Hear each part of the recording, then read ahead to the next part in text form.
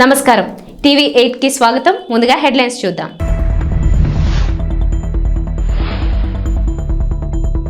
కేంద్రానికి చంద్రబాబు సర్కార్ special request, CS పదవీ కాలం పొడిగించాలని వినతి.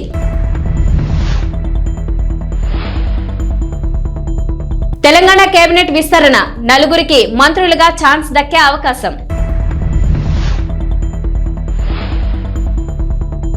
పుష్ప 2 కొత్త రిలీజ్ డేట్ డిసెంబర్ 6న వరల్డ్ వైడ్ గా రిలీజ్.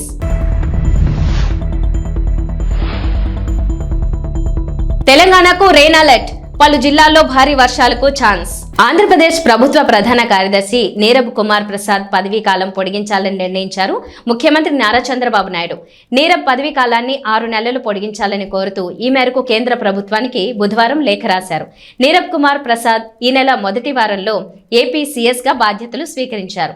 ఆయన పదవీ కాలం నెలాఖరులో ముగియనుండటంతో రిటైర్ కాబోతున్నారు. ఏపీ ప్రభుత్వం ఆయన సేవలు కొనసాగించాలని భావిస్తోంది. ఈ మేరకు కేంద్రానికి లేఖ రాసింది. నీరబ్ కుమార్ ప్రసాద్ సీనియారిటీ ప్రకారం సీఎస్ కావాల్సి ఉంది. కానీ గత ప్రభుత్వ హయాంలో జవహర్ రెడ్డిని సీఎస్ గా నియమించారు. అయితే టీడీపీ కూటమి ప్రభుత్వం సీనియారిటీకి ప్రాధాన్యమిస్తూ నీరబ్ ను సీఎస్ గా నియమించిన సంగతి తెలిసిందే. సీనియారిటీలో ముందున్న నీరబ్ కుమార్ ప్రసాద్ కు అవకాశం దక్కింది. ఆయనకు 10 రోజుల సర్వీస్ మాత్రమే ఉండడంతో మరికొంత కాలం పాటు అవకాశం ఇవ్వాలనే ఉద్దేశంతో సర్వీస్ పొడిగించాలని కేంద్రాన్ని కోరారు. మరి ఒకే విడతలో 6 నెలలు పొడిగింపు ఇస్తారా, 3 నెలల చొప్పున 2 సార్లు పొడిగిస్తారా అన్నది చూడాలి. ఏపీలో కొత్తగా కొలువుతీరిన టీడీపీ కూటమి ప్రభుత్వం పలువురు ఐఏఎస్ అధికారులను బదిలీ చేసింది. వైసీపీ ప్రభుత్వ హయాంలో వైఎస్ జగన్ పేషీలో కీలకంగా వ్యవహరించిన ఐఏఎస్ అధికారులు శ్రీలక్ష్మి, రజత్ భార్గవ్, ప్రవీణ్ ప్రకాష్లను సాధారణ పరిపాలనా శాఖకు జీఏడీ రిపోర్టు చేయాలని ఆదేశించింది. అలాగే AP medical services and infrastructure development corporation MD Muralidhar రెడ్డిని జీఏడీకి రిపోర్టు చేయాలని ఆదేశించింది. మొత్తం 19 మంది ఐఏఎస్ అధికారులను బదిలీ చేశారు. ఈ మేరకు ప్రభుత్వ ప్రధాన కార్యదర్శి నీరబ్ కుమార్ ఉత్తర్వులు జారీ చేశారు. ఈసారి ఆంధ్రప్రదేశ్లో జరిగిన సార్వత్రిక ఎన్నికల్లో టీడీపీ అధినేత చంద్రబాబు నాయుడు, వైసీపీ అధినేత వైఎస్ జగన్ మధ్య పోరుతో పాటు మరో పోటీ అత్యంత ఆసక్తిని రేకెత్తించింది. అదే కడప లోక్సభ నియోజకవర్గంలో అక్కా తమ్ముళ్ల మధ్య జరిగిన ఎన్నికల సమరం. కడప లోక్సభ స్థానానికి వైసీపీ నుంచి వైఎస్ అవినాష్ రెడ్డి పోటీ చేయగా, ఆయనకు పోటీగా కాంగ్రెస్ నుంచి వైఎస్ షర్మిల బరిలోకి దిగారు.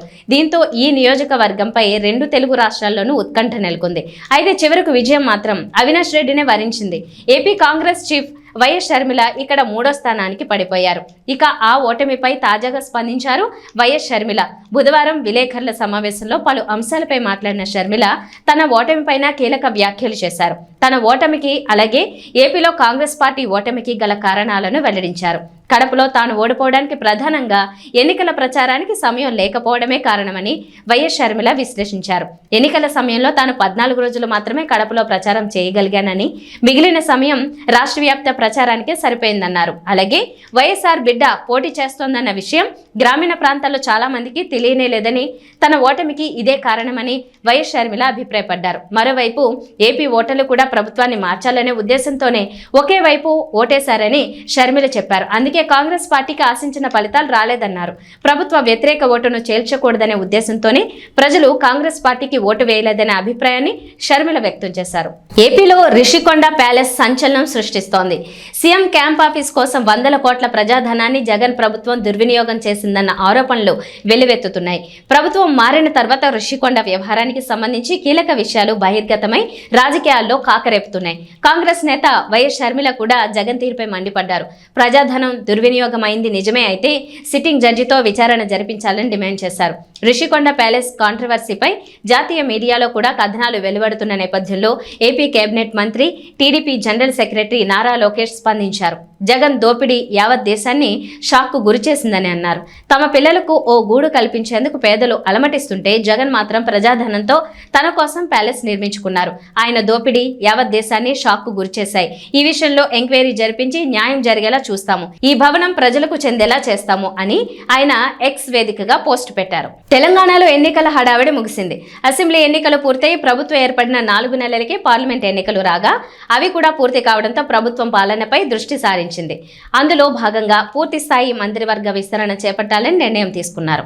కాంగ్రెస్ ప్రభుత్వం కొలువు తీరిన తర్వాత సీఎం రేవంత్ రెడ్డి ముఖ్యమంత్రిగా బాధ్యతలు తీసుకోగా ఆయనతో పాటు మరో 11 మంది మాత్రమే మంత్రులుగా బాధ్యతలు చేపట్టారు. తెలంగాణ కేబినెట్ లో 18 మంత్రి పదవుల వరకు ఛాన్స్ ఉండగా ప్రస్తుతానికి 4 కేబినెట్ లోకి తీసుకోవాలని సీఎం రేవంత్ భావిస్తున్నారట. ఈ నెల చివరి వారం లేదా జూలై మొదటి వారంలో విస్తరణ ఉండనున్నట్లు సమాచారం. ప్రస్తుతం సీఎం రేవంత్ రెడ్డి వద్ద కీలకమైన హోంశాఖతో పాటు municipal administration and urban development, general administration, విద్య వంటి కీలక శాఖలు ఉన్నాయి. ఈ నేపథ్యంలో ఆయా శాఖలను కొత్త మంత్రులకు అప్పగించేందుకు కసరత్తు చేస్తున్నారు. ఇప్పటికే ఈ విషయమై ఢిల్లీ పెద్దలతో చర్చించగా విస్తరణకు అధిష్టానం ఓకే చెప్పిందని గాంధీ భవన్ వర్గాలు వెల్లడిస్తున్నారు. తొలి దశలో 4 మంత్రి పదవులు ఇచ్చి ఆ తర్వాత 2 తీసుకోనున్నట్లు సమాచారం. అయితే మంత్రి పదవుల రేసులో చాలా మంది ఉన్నా ప్రముఖంగా కొందరి పేర్లు వినిపిస్తున్నాయి. కుల, సామాజిక, రాజకీయ సమీకరణ నేపథ్యంలో కొత్త వారికి మంత్రి పదవులు కట్టబెట్టనున్నట్లు విశ్వసనీయ వర్గాల సమాచారం. చిప్స్ ప్యాకెట్లో చచ్చిన కప్ప, ఐస్ క్రీంలో మంచి వేలు, చాక్లెట్ సిరప్లో ఎండిపోయిన ఎలుక కళేబరం. ఇటీవల కాలంలో వెలుగు చూసిన దారుణాలు ఇవి. ఈ వార్తలు వింటే చాలు బయట ఏదైనా తినాలంటే వణుకు పుడుతోంది. చిన్న చితిక హోటళ్లు, రెస్టారెంట్లలోనే కాదు పేరు మోసిన బడా హోటళ్లలోనూ ఇదే వ్యవహారం నడుస్తోంది. ఏ మాత్రం శుభ్రత లేకుండా, ప్రజల ఆరోగ్యం గురించి పట్టింపు లేకుండా పాడైపోయిన వస్తువులతో ఆహార పదార్థాలు తయారు చేసి విక్రయిస్తున్నారు. డేట్ అయిపోయిన వస్తువులతో వడ్డిస్తున్నారు. కాసుల కోసం కక్కుర్తిపడి ప్రజల ఆరోగ్యాలు దెబ్బతీస్తున్నారు. ఇటీవల కాలంలో హైదరాబాద్ నగరంలోని పలు రెస్టారెంట్లు, హోటళ్లు, ప్రైవేట్ హాస్టళ్లపై వరుసగా దాడులు చేసిన ఫుడ్ సేఫ్టీ టాస్క్ ఫోర్స్ అధికారులు అక్కడి పరిస్థితులు చూసి షాక్ కు గురయ్యారు. తాజాగా జంట నగరాల్లో ఫేమస్ అయిన సికింద్రాబాద్ ఆల్ఫా హోటల్లో ఫుడ్ సేఫ్టీ టాస్క్ ఫోర్స్ అధికారులు దాడులు నిర్వహించారు. ఈ దాడుల్లో విస్తుపోయే అంశాలు వెలుగు చూశాయి. నాసిరకం వస్తువులతో పాటు కిచెన్ లో అధ్వాన్న పరిస్థితులను అధికారులు గుర్తించారు. పాడైపోయిన మటన్తో బిర్యానీ తయారు చేసి వండి పెడుతున్నట్లు తనిఖీల్లో బయటపడింది. ఫుడ్ తయారు చేసి ఫ్రిడ్జ్ లో నిల్వ ఉంచుతూ ఆర్డర్ల మేరకు అప్పటికప్పుడు వేడి చేసి కస్టమర్లకు అందిస్తున్నట్లు తేలింది. ఐకాన్ స్టార్ అల్లు అర్జున్, దర్శకుడు సుకుమార్ కాంబినేషన్ లో వస్తున్న చిత్రం పుష్ప 2. ఈ సినిమా కొత్త రిలీజ్ డేట్ ను చిత్ర బృందం నేడు ప్రకటించింది. డిసెంబర్ 6న వరల్డ్ వైడ్ గ్రాండ్ గా రిలీజ్ అవుతుందని వెల్లడించింది. ఈ మేరకు hero Allu Arjun release date poster ను సోషల్ మీడియాలో పంచుకున్నారు.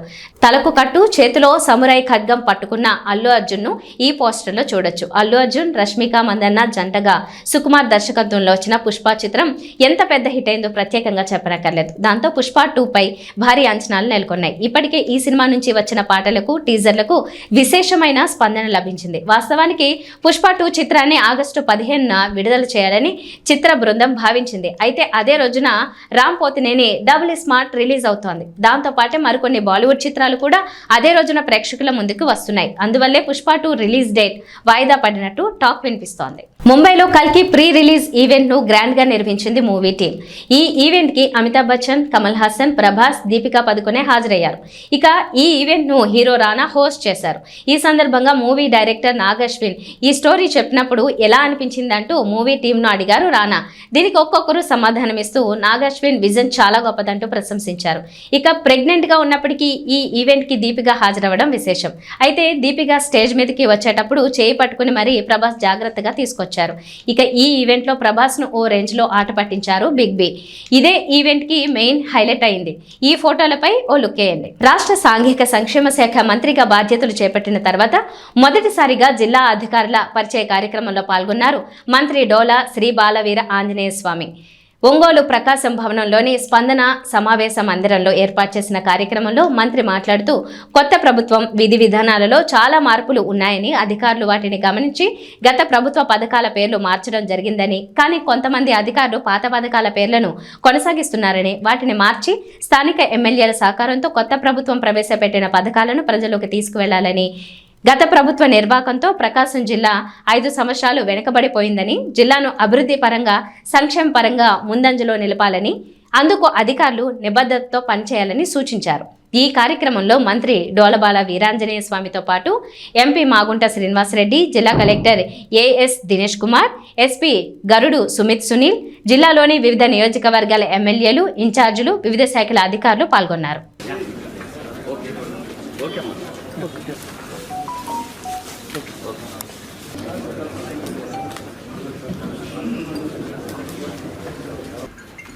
ప్రకాశం జిల్లా ప్రజల మభ్యపెట్టాలనే ఉద్దేశంతో హడావుడిగా పూర్తి చేసామని చెప్పి శిలాఫలకాలు వేసుకున్నారు.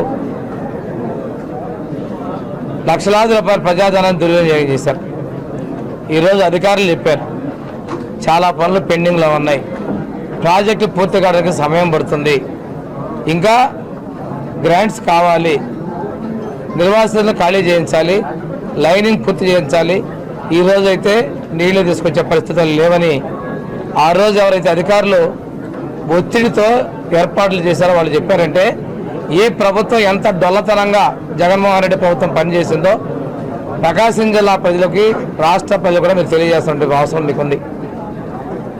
ఇంకో విషయం ఏంటంటే గుళ్ళకమ్మ గేట్లు కొట్టకపోయిన డేట్లు 2020 నుంచి ఒక గేట్లు కొట్టకపోవడం, పూర్తి చేయకపోవడం, ఈరోజు కూడా ఇంకా పూర్తి కాల. దానికి కూడా ఈ నెలాఖరులో పూర్తి చేస్తా ఉన్నారు. బడ్జెట్ కేటాయింపులు లేవని చెప్తా ఉన్నారు.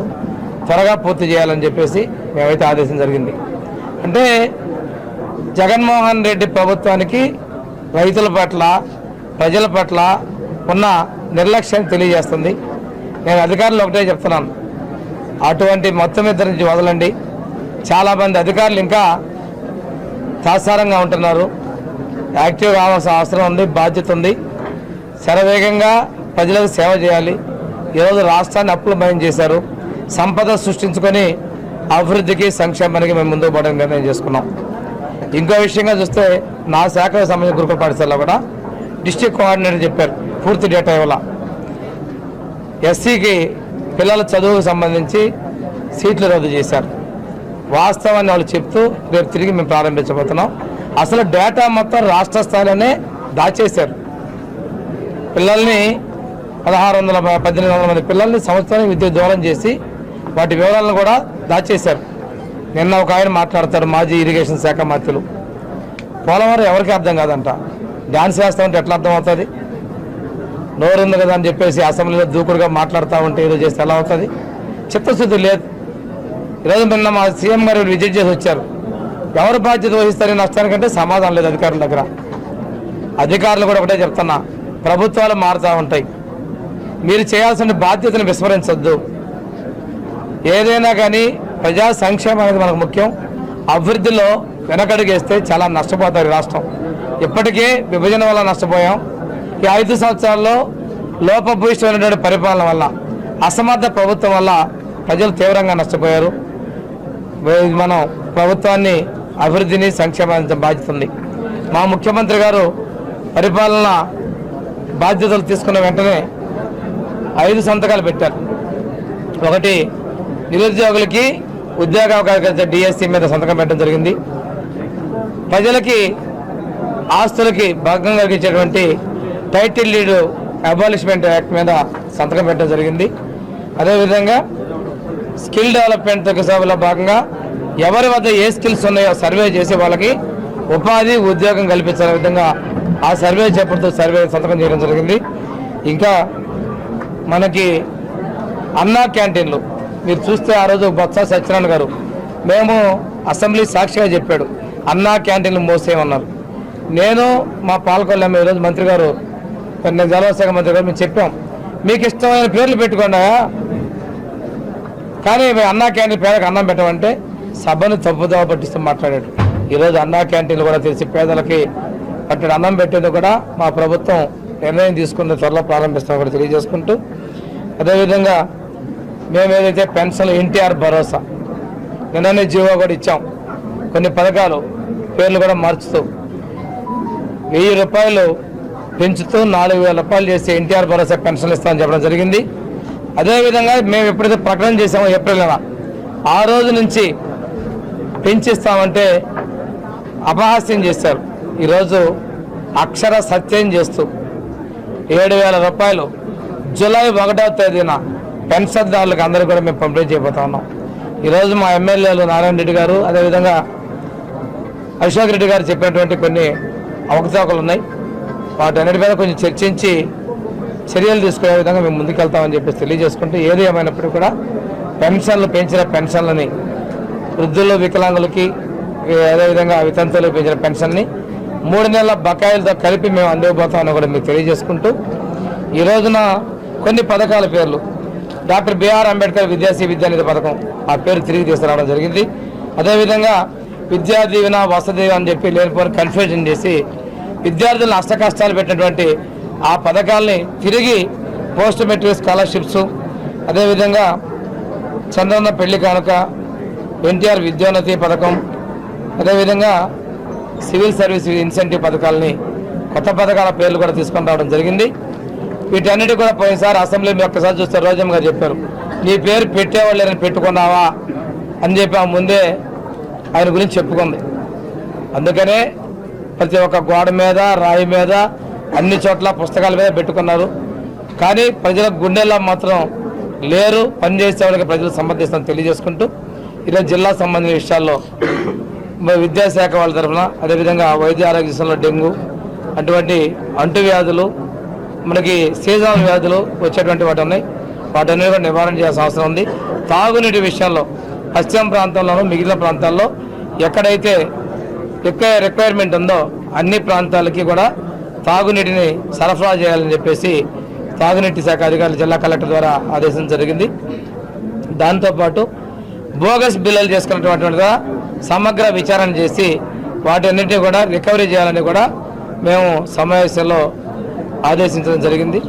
ఇదే విధంగా మనకి సిపిడబ్ల్యూ జల్ జీవన్ మిషన్లో కూడా కొన్ని పొరపాట్లు జరిగినట్టుగా మేము అధికారుల దృష్టికి తీసుకొచ్చాం. వాటి మీద కూడా విచారణ జరిపి బాధ్యత మీద చర్యలు తీసుకొని చెప్పి తెలియజేస్తా ఉన్నాం.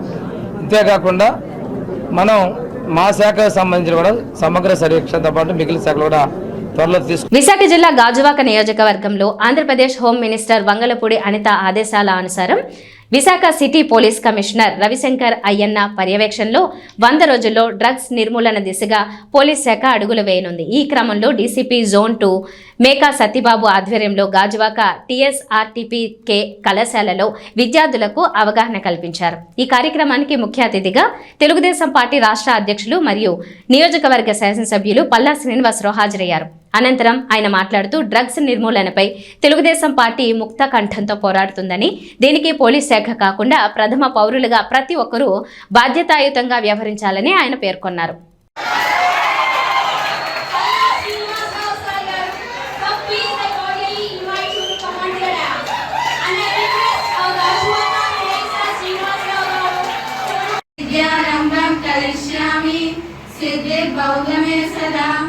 గురు బ్రహ్మ గురు విష్ణు గురు దేవో మహేశ్వరః.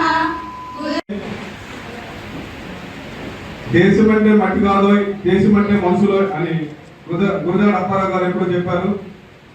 దేశం అంటే మనుషులు, మనుషులంటే మనుషులంతా ఆరోగ్యంగా. సత్యబాబు గారు, మా ఏసీపీ గారు ఆధ్వర్యంలో మేమంతా ఎవ్రీడే డ్రగ్స్ విషయంలో ఖచ్చితంగా యువతని, డ్రగ్స్ స్టూడెంట్ కానీ యువత కానీ దాని బారిన పడకూడదనే ఉద్దేశంతో మాకు, మా పోలీస్ సిబ్బందికి, మిగతా వాళ్ళందరికీ సూచనలు ఇవ్వడం జరిగింది.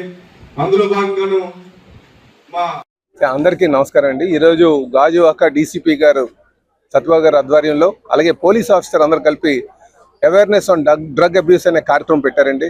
పిల్లలకి ఈ డ్రగ్స్ బారిన పడకుండా ఉండడానికి కోసం, అలాగే సమాజంలో ఎక్కడ ఏ విధంగా వీటిలో బారిన పడుతున్నారనే విషయాలపైన అవగాహన కల్పించడానికి ఇక్కడ ఈ కార్యక్రమం పెట్టడం జరిగింది.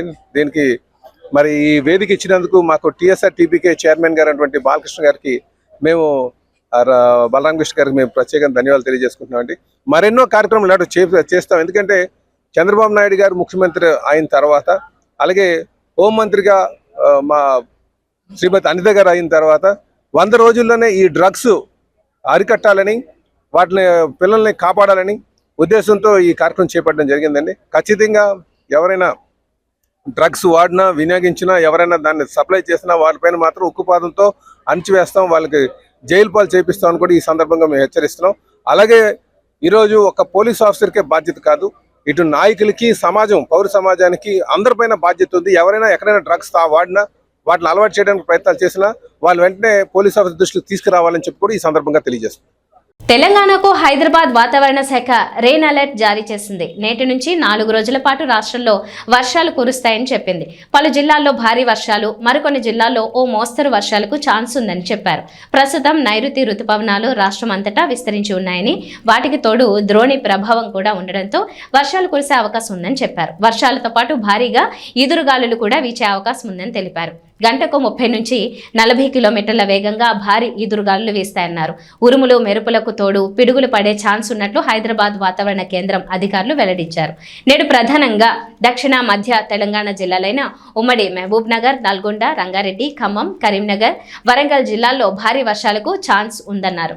నిజామాబాద్, ఆదిలాబాద్, మెదక్ జిల్లాలో ఓ మోస్తరు వర్షాలు కురిసే అవకాశం ఉందన్నారు. ఈ మేరకు ఆయా జిల్లాలకు ఎల్లో అలర్ట్ జారీ చేశారు. హైదరాబాద్లో ఉదయం వాతావరణం పొడిగా ఉన్న సాయంత్రానికి వర్షం కురవచ్చునని చెప్పారు. ఇవి బులెటిన్ విశేషాలు. నమస్కారం.